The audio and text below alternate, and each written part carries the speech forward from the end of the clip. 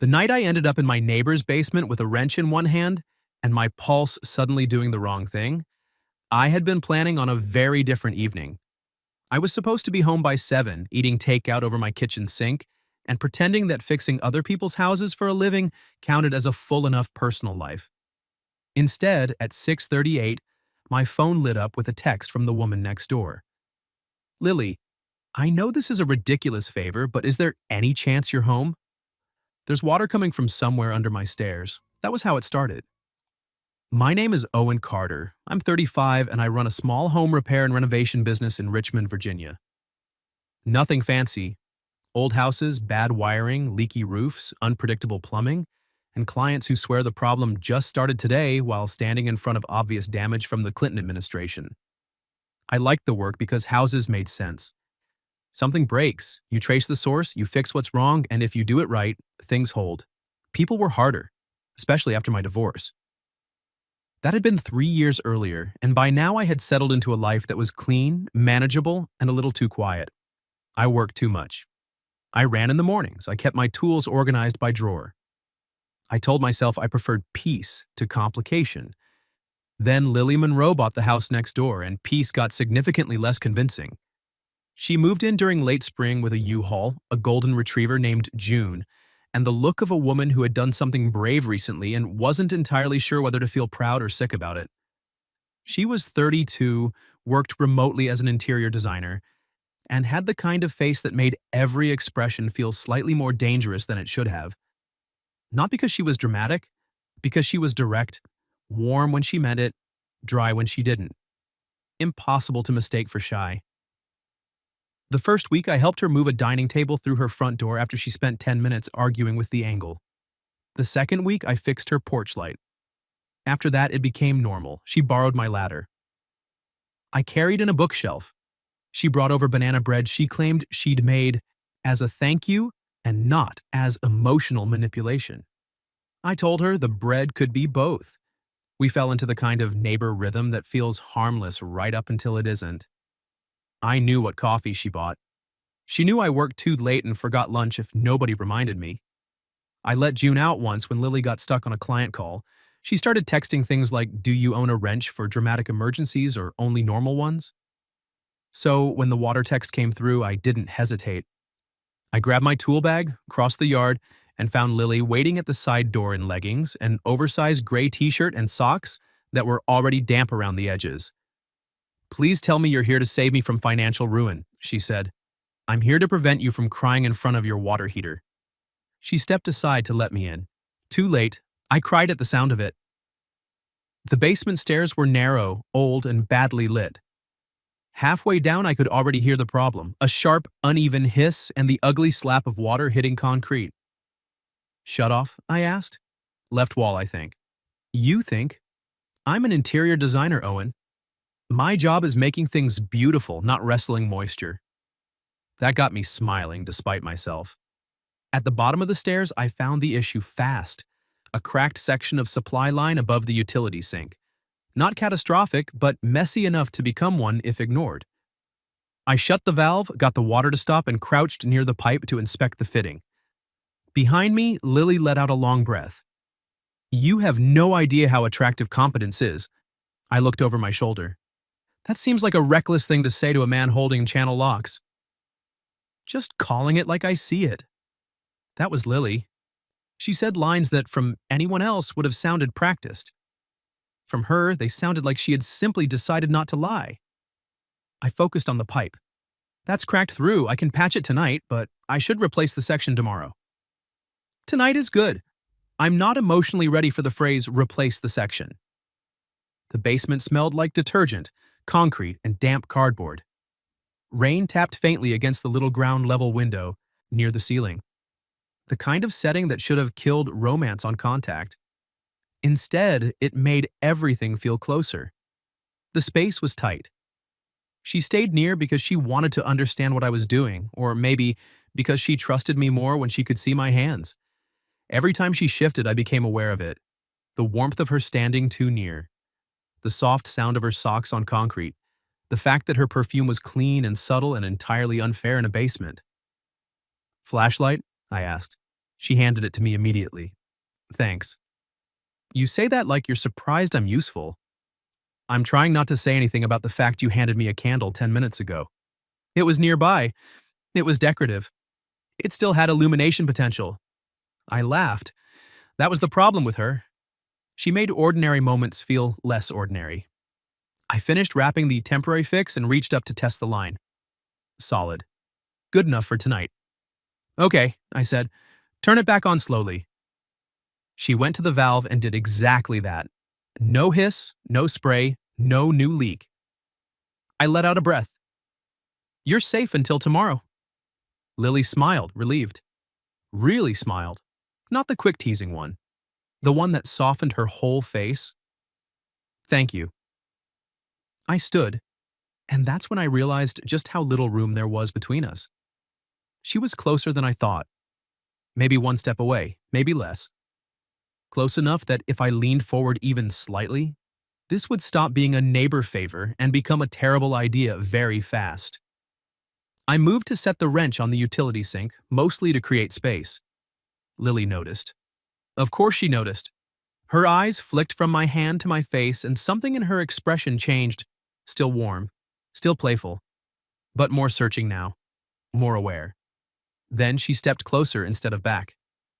Not enough to touch me, enough to make it a choice. Owen, she said quietly. I looked at her. The basement had gone strangely silent, like the whole house was waiting.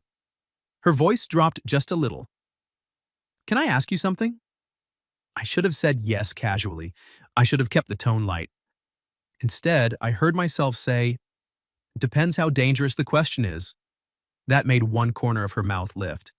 Then she looked directly into my eyes and asked, are you trying this hard not to kiss me? Or am I imagining that? I looked at her and made the mistake of answering honestly. No, I said. You're not imagining it. Lily didn't move. Neither did I. The basement suddenly felt even smaller than it was. Low ceiling, concrete floor, the faint smell of damp cardboard and metal, and her standing close enough that I could see the tiny change in her breathing. So you are trying not to kiss me, she said quietly. Yes. One corner of her mouth lifted. That sounds painful. You have no idea. That got a soft laugh out of her, but it faded quickly. What replaced it wasn't teasing, it was relief. Real relief, like she had been bracing herself for me to tell her she'd read everything wrong. I set the flashlight down on the sink. Lily? Why not then? It was a fair question, an unfairly direct one, but fair. So I gave her the truth. Because you're my neighbor, I said. Because I like living next to you. Because if I kiss you and it goes badly, I still have to see your recycling bins every Thursday like a reminder from God. I held her gaze.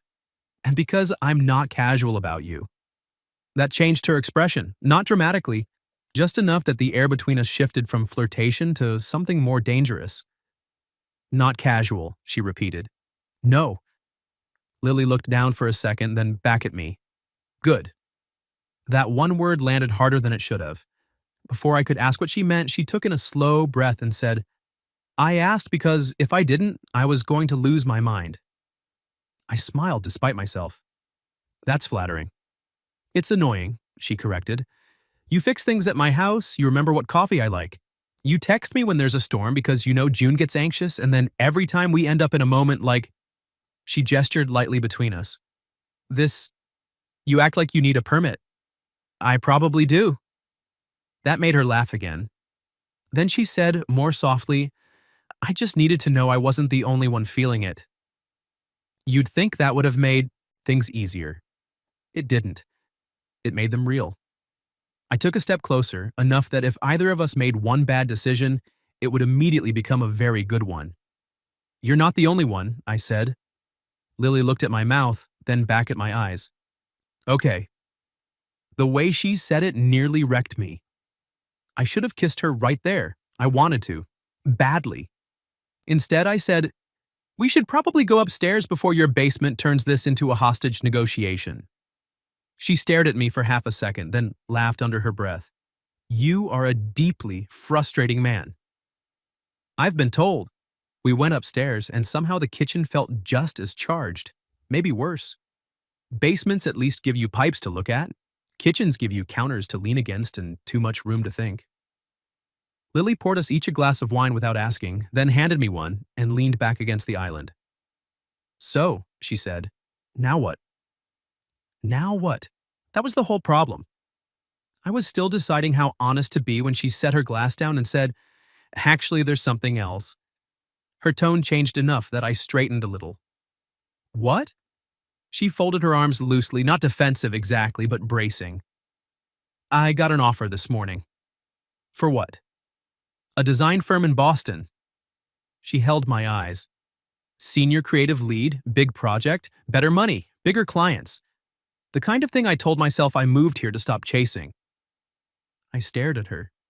This was not where I thought the evening was going.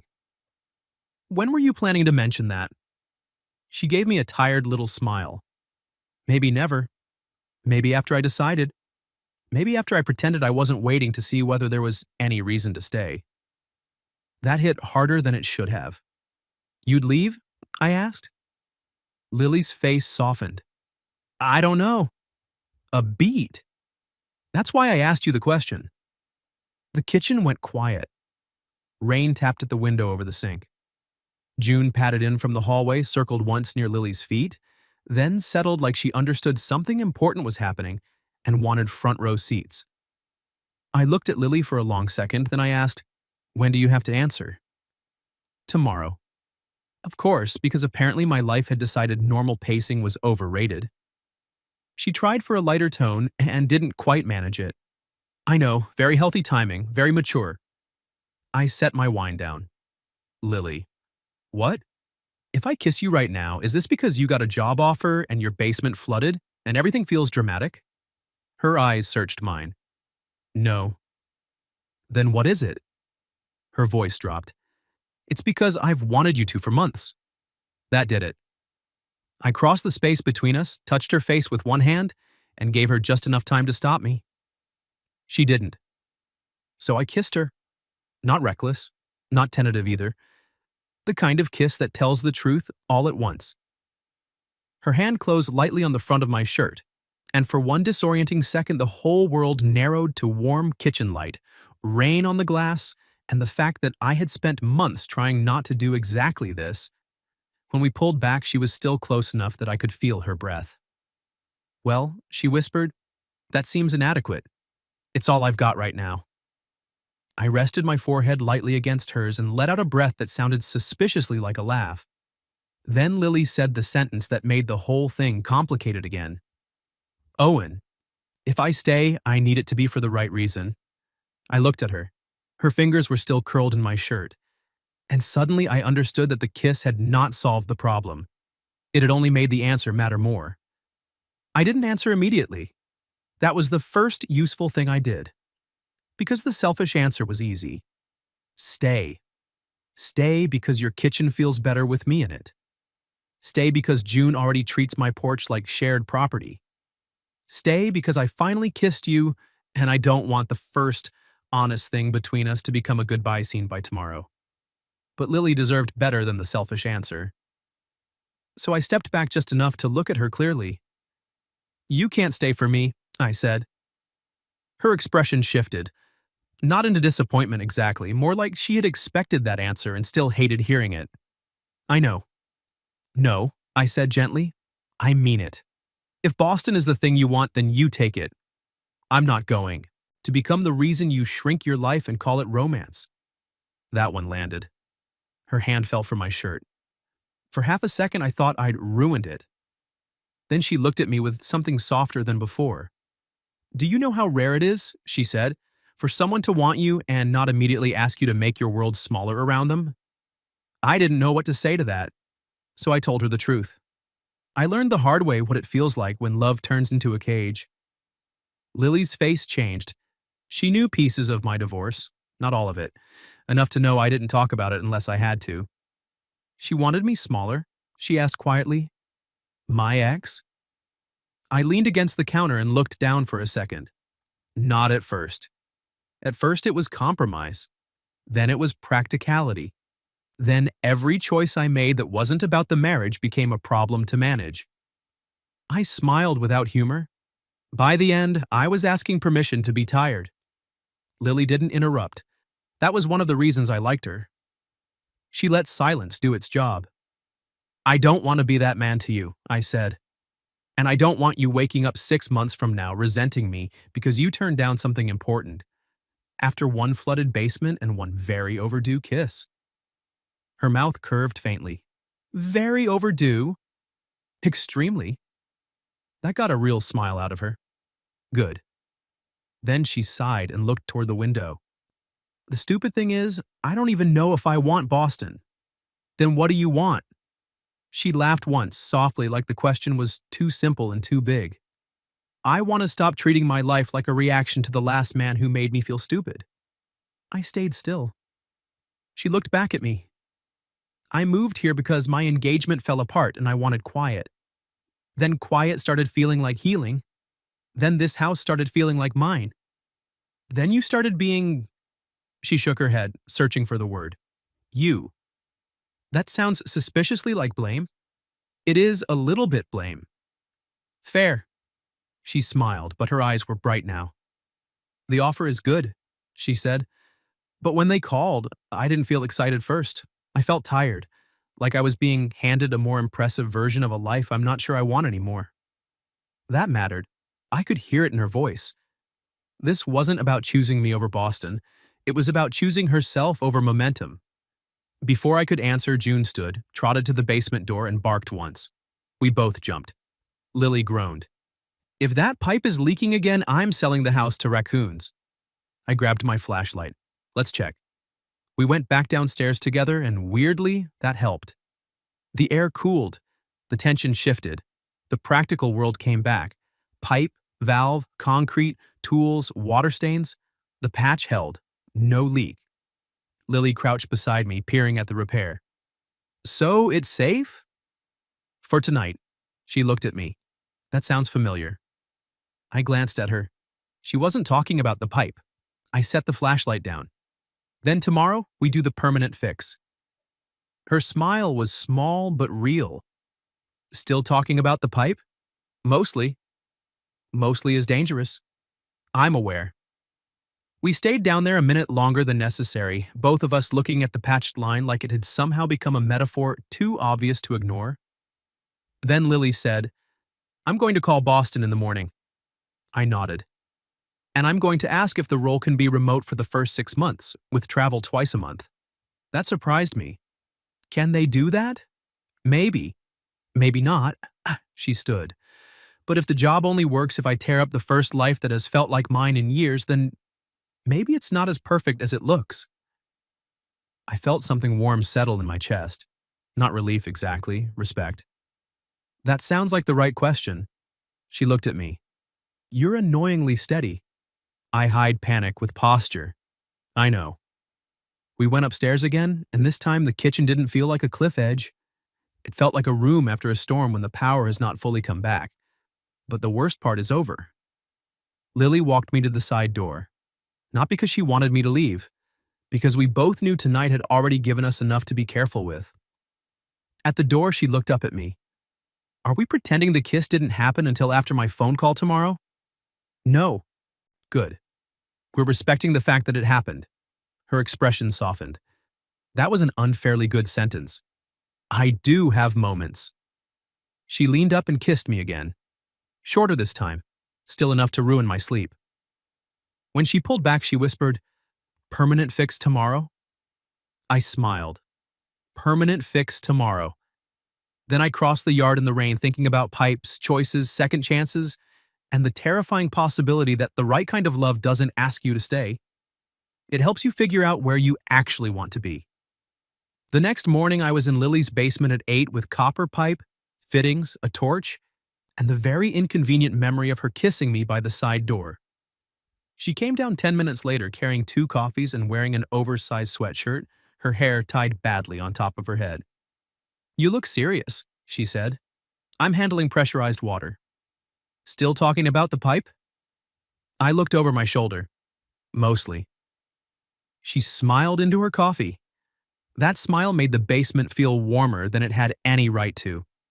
But we were different in daylight, not colder, just clearer. The kind of clear that comes after a night where two people say too much to go back, but not enough to be reckless. Boston called, she said. I set the wrench down. And they said no to fully remote. I nodded slowly, trying not to let my face do anything selfish.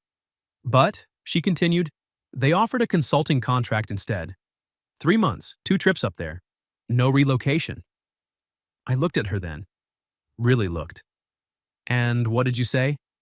I said I'd think about it.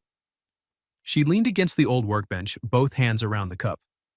Then I hung up and realized I already had. My pulse shifted. Lily, I'm not staying because of one kiss, she said, reading me before I could object. I'm not staying because you fixed my pipe or because you're annoyingly good at being steady.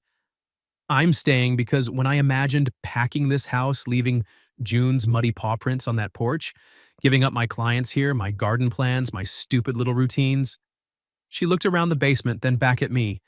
It felt like leaving myself again. That was the answer.